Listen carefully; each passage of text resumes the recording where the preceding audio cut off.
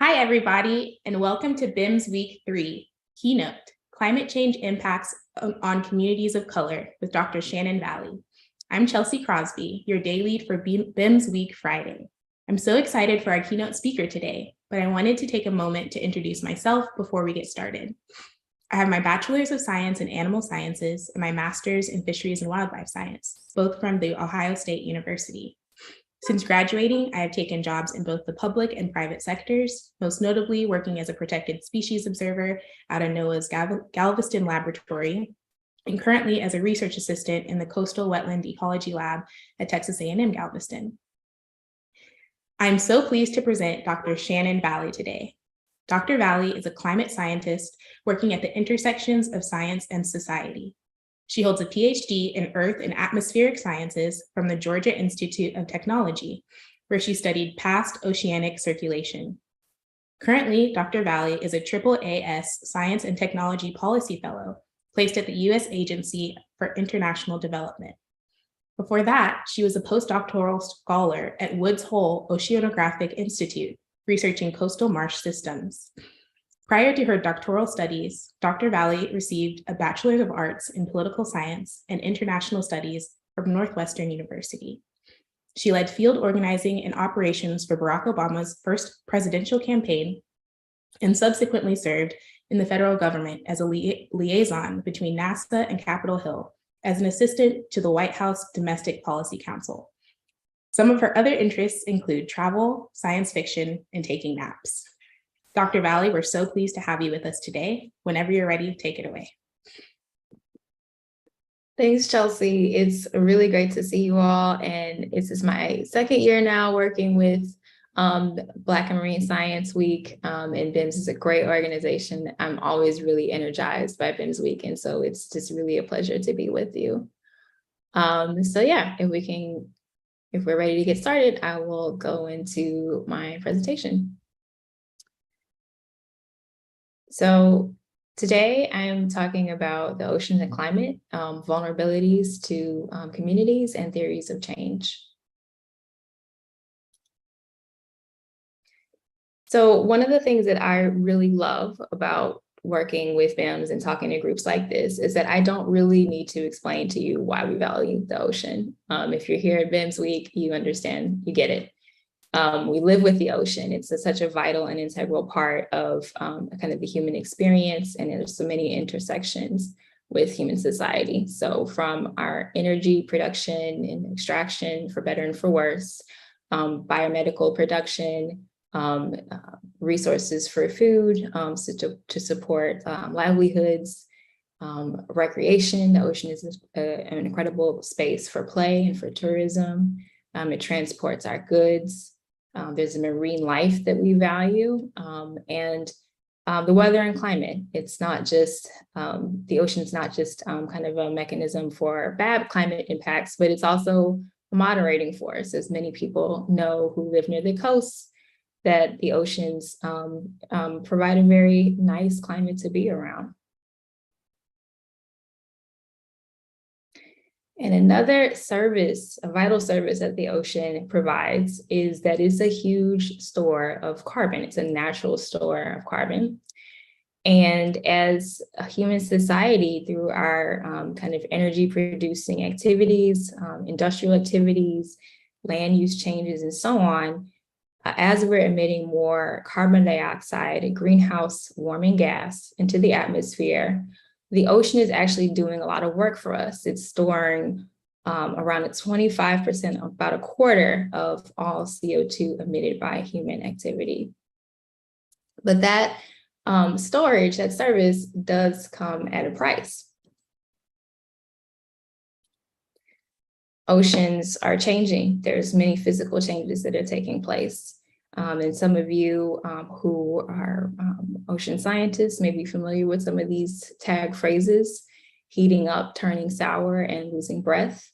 And heating up means the oceans are not only overall warming up on average, but also there's increasing intense marine heat waves. So just like you can have a heat wave on land or in a city, you can also have patches of heat waves in the ocean. turning sour as more CO2 is drawn down into the oceans.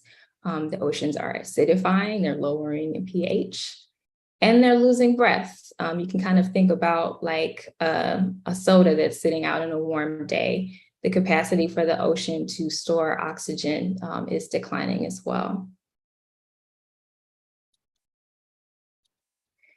And all of those physical impacts are causing ecological changes, which then go back to impacting human society. The oceans, all of those physical changes that I just described have incredible impacts on biodiversity, and it's driving ocean biodiversity loss. Many of the benefits that I discussed earlier, including support for fisheries, for food stocks, the value of marine biodiversity for tourism benefits, and just really the intrinsic value of marine life and the cultural and even spiritual value that we put on it is threatened as the oceans are warming and acidifying and losing oxygen. Sea level rise, of course, is also something that's caused by ocean warming, glacial melt. It's threatening Arctic life, and it's already contributing to flooding and inundation in low-lying areas around the world. So those are a couple of impacts that are kind of, they're important to us. There's kind of an intermediate step. We're also familiar with the direct impacts that climate change, kind of through the mechanism of the ocean, is having on our communities. So when you have more intense storms, as is predicted with climate change, you see with like storms like Katrina, Maria, Fiona, they're causing losses of life, losses of our homes, threats to our electric grids and systems and mobility. And for those of y'all who have longer memories, does it seem like storms are actually getting wetter? They likely are. There's a hypothesized brown ocean effect that's studied in part by Marshall Shepard's group at the University of Georgia. And this effect is describing how climate change is increasing precipitation. You have these really saturated soils with these storms. And then that saturated soil then feeds the supercharged storms like Harvey in Houston in 2017 that allow them to continue to dump more and more rain over an area, even as they move onto the sea, into the land.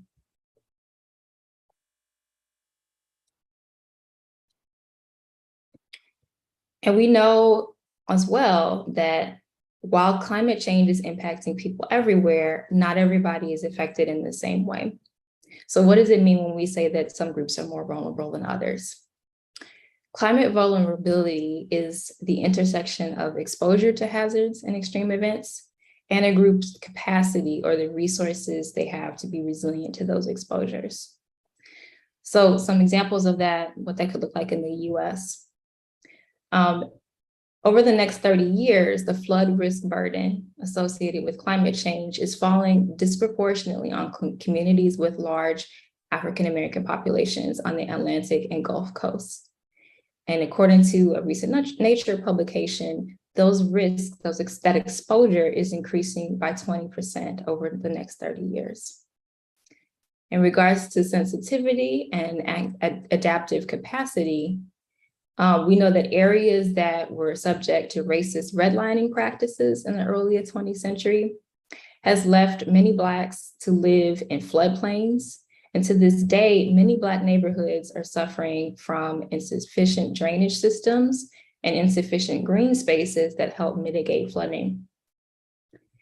The disparities in wealth, health, education, attainment, and so on between whites and Blacks in the US are well known, as well as a lower access to different services and financing in Black communities, even when you adjust for things like education and income. So those structural barriers also impact Black communities' ability to protect their property, to mobilize in emergency situations, and to access aid after extreme events.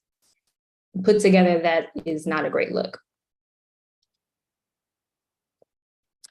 That's in the US, but globally speaking, in Africa and in many Black diasporic communities around the world, exposure risks to a variety of climate impacts. Again, we're staying with the ocean here, but other things like droughts, fires, and so on, all of those may be greater. And many populations and livelihoods and food security are more closely tied to healthy ocean ecosystems. Many governments around the world lack the resources to adequately invest in climate adaptation, doing the things like building up the physical infrastructure, ensuring robust health and energy systems, and so on, that are so needed in this world of increasing extremes. This is particularly bad for two reasons. One, many gains in prosperity that low and middle income countries have made in the past decades are at risk of being wiped out due to the impacts of climate change, setting folks back. And two, low and middle income countries have historically contributed the least to greenhouse gas emissions. That means folks who have contributed the least to the problem are now at the most risk of harms from it. And this figure on the right is just showing kind of historical CO2 emissions, greenhouse gases, from the start of the industrial age to now. And you'll see that for historically, it's mostly been Europe and the US, and more recently, China's come on board with larger emissions. But that smaller kind of area, the smaller group of countries or continents and areas, that's literally everybody else. So you can see how this is very imbalanced. And if this is sounding gloomy, hold on. There are, in any crisis, there are opportunities and ways to do things differently. So what do some of those solutions look like? One is adaptation, of course. And climate adaptation is adjusting the ecological, social, or economic systems in response to current and expected climate change. And many times when we think about adaptation, we're thinking about highly technical or engineered solutions, but oftentimes actually letting nature lead can be the best bet. That might mean leaving more green spaces to absorb and collect water. And here in New Orleans, you can see that there are ongoing efforts to couple green infrastructure with traditional gray infrastructure, which is kind of like levees, constructed levees and canals. And the idea is that you start with the green infrastructure and then couple that with this gray infrastructure to better protect the city against increased precipitation and flooding. Other ways of adapting can be also removing what we call threat multipliers. So things that are not directly related to climate change, but can make some problems worse. Like things like plastic pollution that also harm ocean ecosystems and contribute, when combined with climate change, can make ocean ecosystems more degraded. And with sea level rise, we're talking about, again, means of protection, means of accommodating where water is going, leaving space for water to grow, and hopefully compensating people equitably and fairly for that accommodation, and retreating where necessary. Another solution is mitigation. And mitigation is about reducing emissions to reduce the impacts of climate change. This is stopping it or reducing the harm from its source. So I said before that less wealthy countries have contributed to least to climate change. But as countries grow, like China and India have, for example, they start to emit more as they produce and consume more. We want poorer communities to prosper, but how do we do that without making the situation even worse? So the answer to that is it doesn't have to be an either or. We can tackle emissions and many other problems at the same time.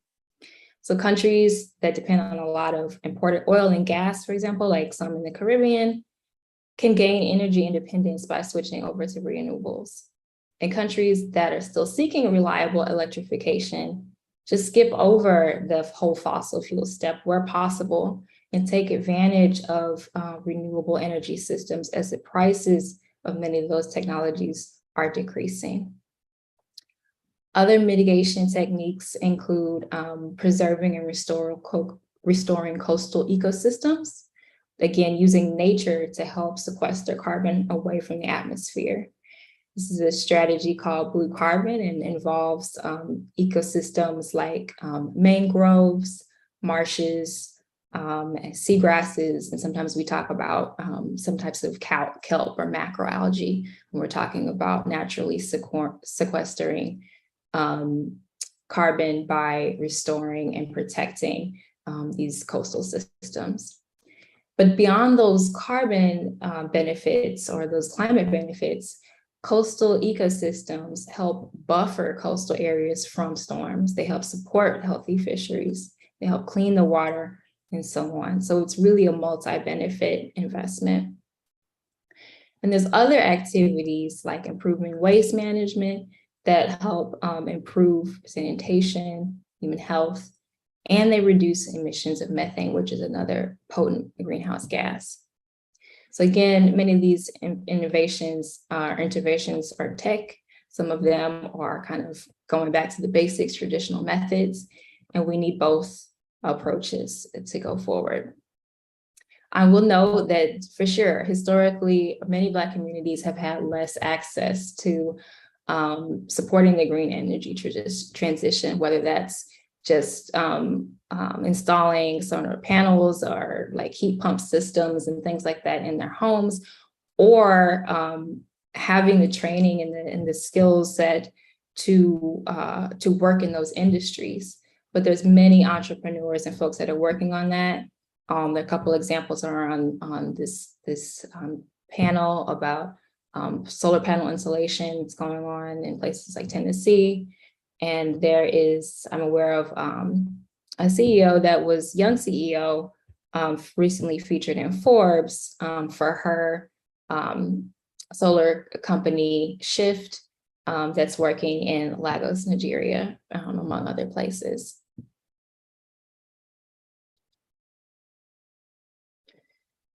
Another strategy is building resilience. And usually when we talk about resilience, we think about it as, or we describe it as bouncing back. But vulnerable Black communities cannot just bounce back in response to climate impacts. The climate is changing and we have to change along with it. And the status quo was not where we wanted to be in the first place, right? We want to bounce forward. In the rebuilding phase after a crisis, there's opportunity for something that's called a recovery engine, you could say. But recovery for who? Because recovery that's done poorly can actually privilege those who already have the means to invest and displace and further disadvantage vulnerable communities. So in Houston, as in the case of many cities, flood control projects have been prioritized based on property values. So the higher the monetary value in a community, the more aid they would receive. So wealthier and whiter communities got the most funding. After Harvey, that regime was changed to prioritize disadvantaged communities that would have the hardest time recovering, including communities of color. And that didn't happen by itself. Those changes were pushed by organizers like Chriselle Pillay of the Houston Organizing Movement for Equity. Her group was one of many that also authored a report that's seen here that provides recommendations to address both the immediate needs of folks who have been exposed to disasters, and addressing also the longer term structural changes that are needed to ensure that communities are less vulnerable to future disasters. And I love the first recommendation of the report, which is pay people faster, get people their money. If you're interested, Chriselle and another organizer, Rose Arieta, hosted a podcast miniseries of the same name. It's called But Next Time. And it interviews folks on the front lines of a variety of climate catastrophes, of course, hurricanes, as I said, but also fires and other climate impacts as well.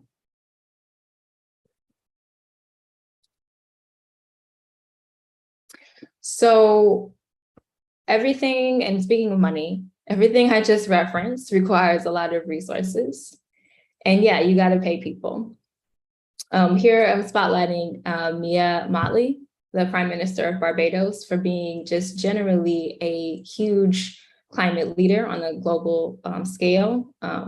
She's been a champion for fighting for the transfer of funds, again, from wealthier, high-emitting countries to lower income countries so that they can adapt to climate change.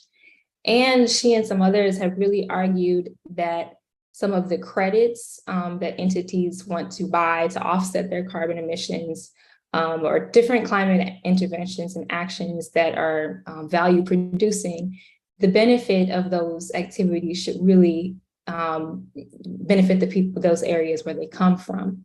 So if you're talking about, I don't know, regrowing a forest in Brazil or something, it shouldn't just be profits to, or just credit to Microsoft or something that's trying to meet their net zero targets, or money to an intermediary that's managing the credits from that or afforestation project. It's some of that value and some of that credit should definitely stay in Brazil in that example. And I will say that there's progress being made on this front. And if you follow kind of the UN COP, the Conference of Parties, this is a big climate conference that happens every year. Financing for climate has been promised through that group for many years. It's been late to come, and the money has just not been nearly enough and fast enough. We have seen signs that there's movement in this area. It's broadly called loss and damages is the concept, again, of paying for folks to adapt and support their losses. And again, it's late coming.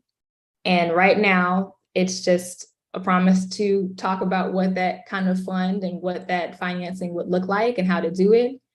But at least this year is the first time that European and the US, different nations have come together and said, we want to talk about how we can move that forward. And so those ideas about, those equity ideas are part of an idea we call just transition. Just in that, not just the burdens, but also the benefits, the opportunities, the values that we can use to bounce forward in this climate transition must be equitably distributed. Just transition involves the ideas of restoring and rebuilding justly, equitably, localizing and including and empowering people, benefit sharing, as I mentioned, and really also empowering and listening to and integrating local and indigenous expertise in some of these areas. And I would suggest too, for folks who are working in the sciences, you've probably heard about helicopter science, where researchers will go in and work on a geoscience or a climate or ocean related issue in a country. They'll do their research, they'll put their names on the papers and get the credit for it without really investing and recognizing the contributions from the people that they're working with on the ground.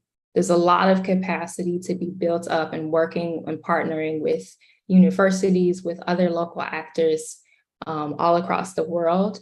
And there are a lot of voices that are not being heard.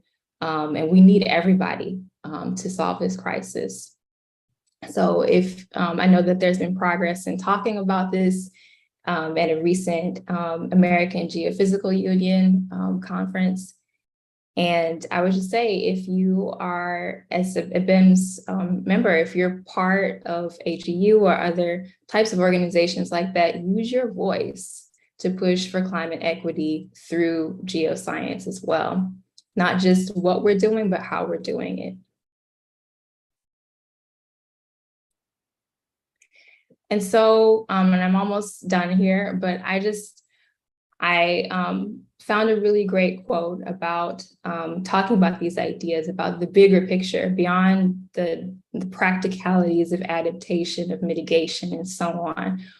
What are the fundamental issues here? It's kind of a long quote, but I want to read it because I think it's really great. This is from the Othering and Belonging Institute at the University of California, Berkeley. And it says, the full quote says, "The climate crisis is not fundamentally an engineering or environmental problem. It's a problem with dominant ways of thinking, of relating to each other, and the dominant systems which we have created. To survive and thrive, we must first name the underlying ways that othering got us here, articulate the worldview rooted in belonging that can get us out, practice radical repair, and collectively imagine and co-create new resilient structures. The climate crisis exposes the need for transformation. In this way, it is a profound opportunity to create a better world. We have a choice. We can approach this moment as if preparing for a funeral, or we can approach this moment as doulas and midwives working to birth a new world and new ways of being."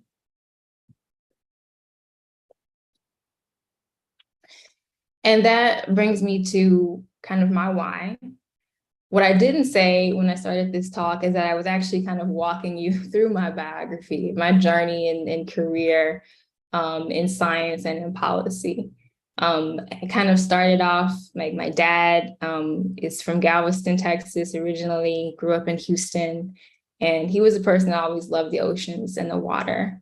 And that was kind of my kind of first entree to this whole world of marine science. And I really wanted to follow that curiosity about the natural world. Along the way, I built up an interest in policy and thinking about these kind of global and national structures of power and how those things work.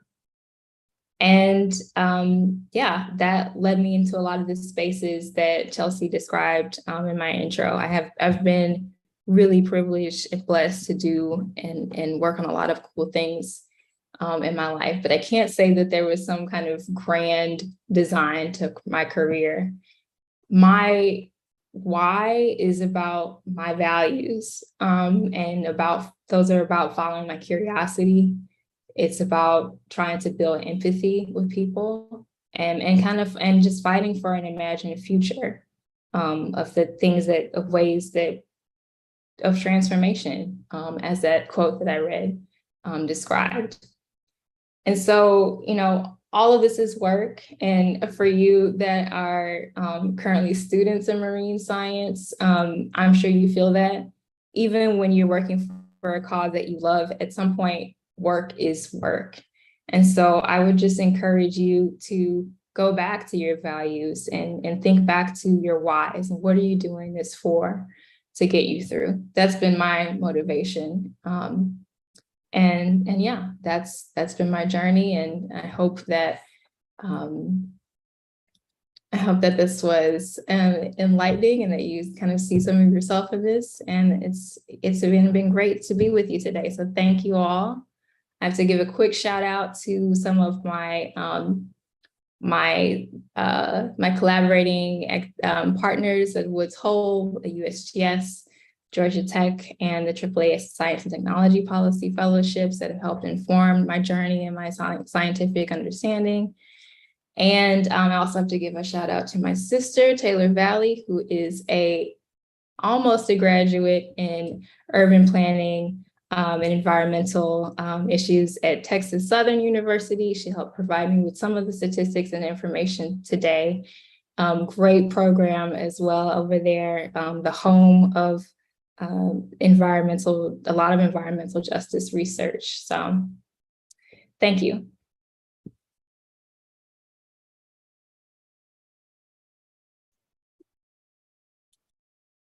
Thank you so much, Dr. Valley. That was such an incredible speech. I loved that quote that you ended with, and it was just really great to hear more of your background.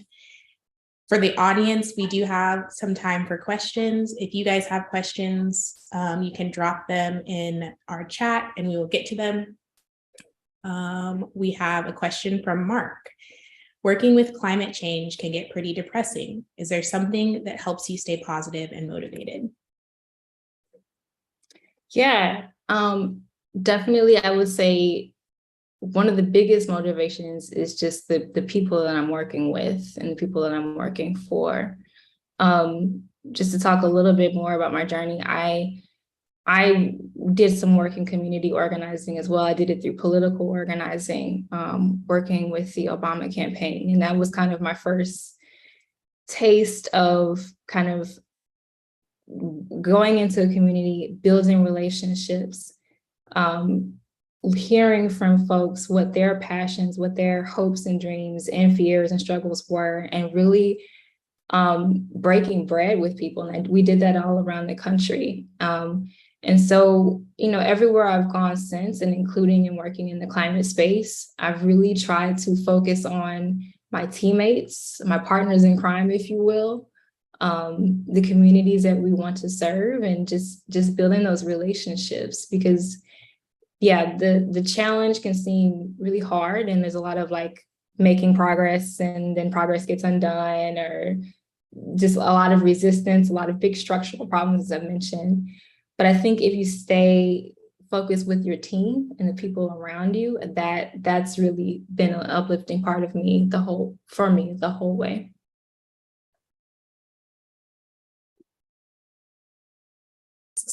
Kind of in the same vein, what are some of your favorite climate justice victories in recent history? So which policies and management practices, in your opinion, have been the most successful in mitigation efforts?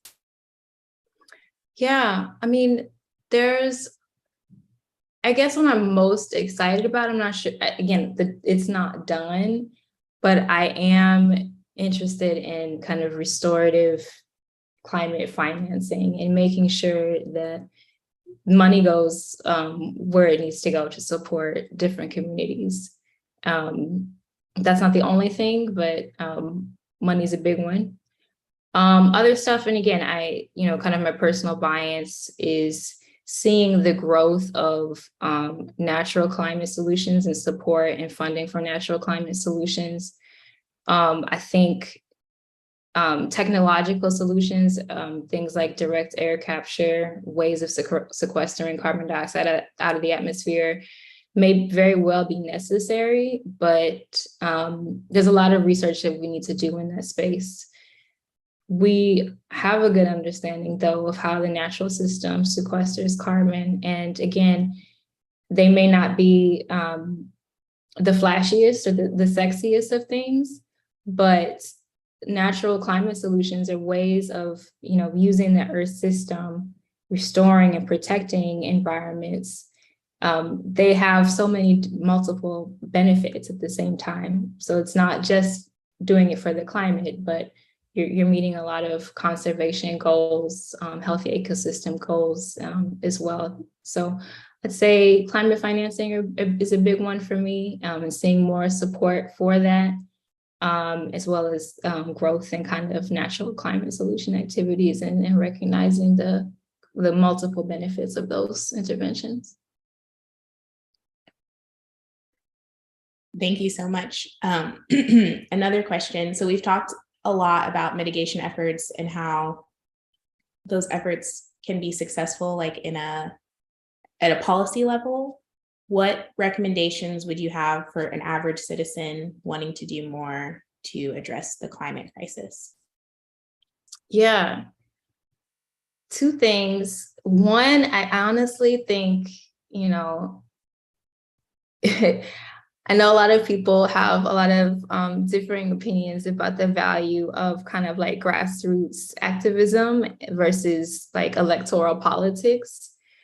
But honestly, because some of these issues are so large, and the money and the power structures dealing with big, fossil fuel companies and so on, those forces are so large. I really think that the best action that an individual can do is vote for pro-climate candidates, Because again, and it's together, right? The activism is not separate from electoral politics. It has to be both. In the case that in Houston, for example, that transformation about how they address climate recovery strategies and investments, that was pushed by activism. And then it was a change in kind of the political structure, new elections in Houston that actually made that happen.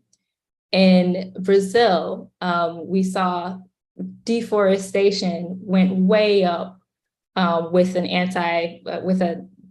under a previous administration.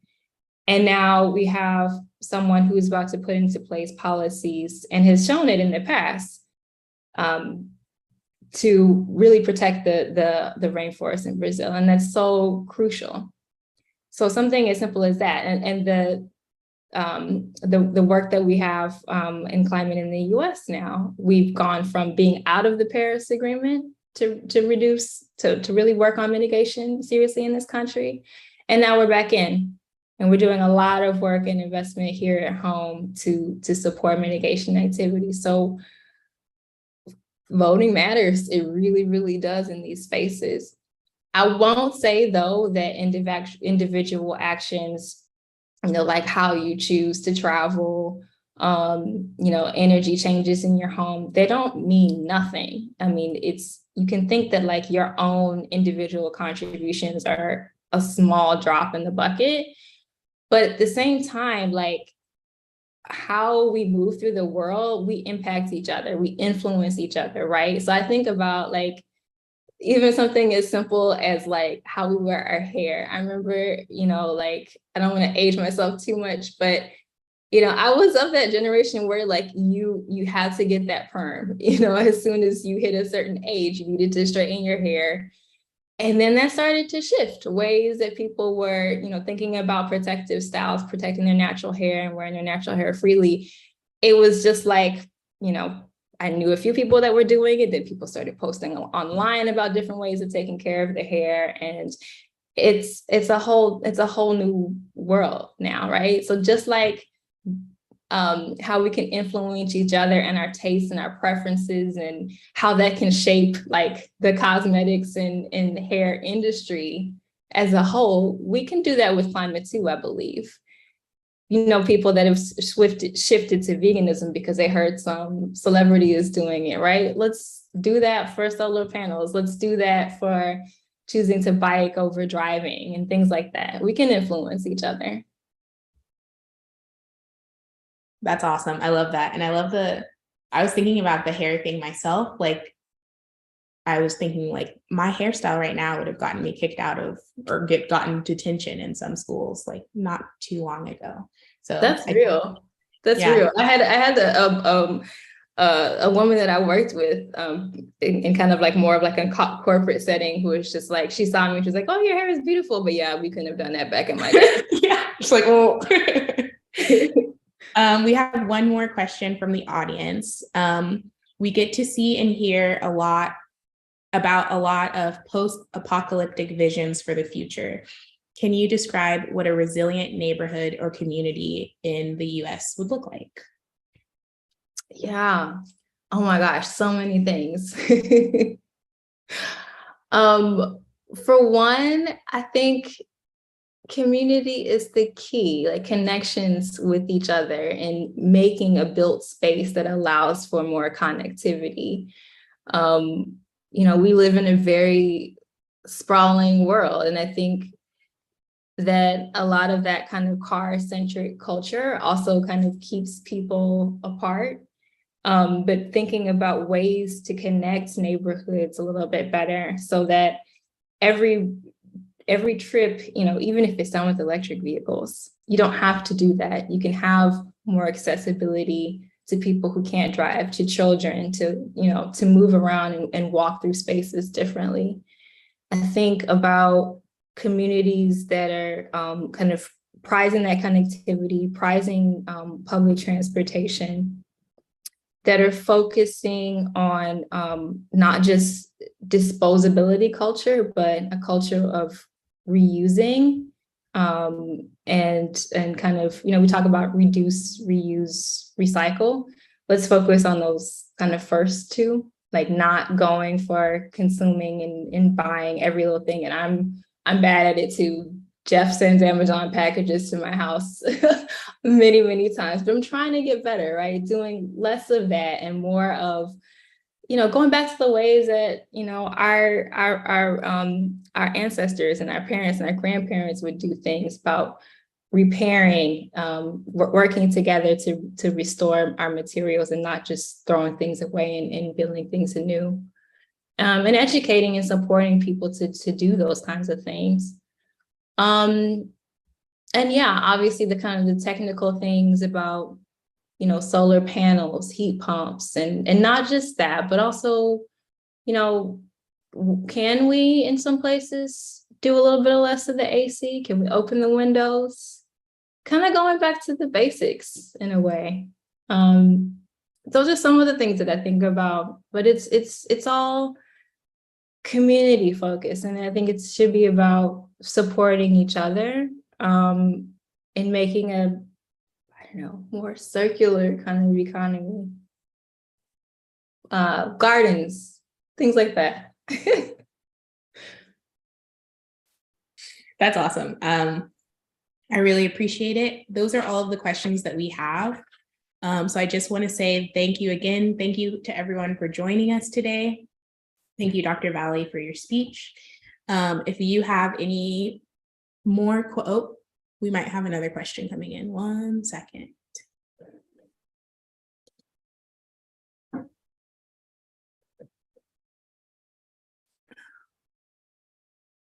Okay, no, we already answered that question. So if you have any more questions for Dr. Valley, you can contact her at her Twitter, Yella V, it's Valley backwards, or her LinkedIn at Shannon G. Valley. Please make sure to follow Black and Marine Science on our socials for more events this week. Up next, we have our Deconstructing Disney workshop this evening at 4 p.m. Eastern. So tune back in for that.